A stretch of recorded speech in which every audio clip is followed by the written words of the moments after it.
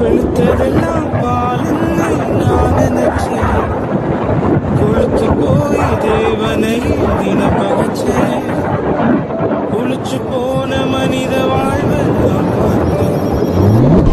திகச்சு போய் தேவனை நான் சும்மா நினைச்சேன். நல்லவன் போல நடிச்சவங்க நடுத்தருவுல விட்டுட்டாங்க. என்ன செய்வேன் எம்பெருமா.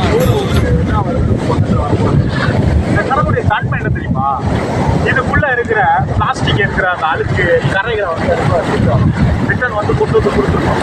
அதே போல நம்மளுடைய வாழ்க்கையில பாவம் அப்படின்னு ஒரு கரையை நம்ம அனுதினம் வச்சிருக்கோம். அந்த பாவங்கிற அந்த கரையை நீங்க வந்து உள்ள வச்சிருக்க வேண்டாம். அதை மறுபடியும் வெளியில தூக்கி போடுறதா உங்க வாழ்க்கைக்கு நல்லது. அந்த பாவத்தை எப்படி நம்ம தூக்கி போடுறது அப்படின்னு கேட்குறீங்களா? இயேசு கிறிஸ்து ரத்தம் தான் அதற்கான ஒரு பெரிய ஒரு சொல்யூஷன். இயேசு கிறிஸ்து ரத்தம் உங்களுக்குள்ள வந்தாலே பாவங்கிற அந்த கரை வந்து உங்களை விட்டு போயிடும். இந்த கடல் எப்படி அதோடைய ஆக்ரோஷத்தினால் அந்த அலையில இருந்து அந்த கரைகளுக்கு அந்த கரை என்று அந்த பிளாஸ்டிக் இந்த மாதிரி அநேக காரியங்களை வெளியே கொண்டு வந்து போடுதோ, அதே போல உங்களுடைய வாழ்க்கையில அநேக கரைகள் இருக்கு. அந்த கரையை நீங்க வெளியே கொண்டு வந்து போடுங்க. இயேசு கிறிஸ்து ரத்தத்தினால, அவருடைய ரத்தத்தினால் நீங்க கழுவப்பட்டாலே போதும், அந்த கரை உங்களை விட்டு நீங்கிடும்.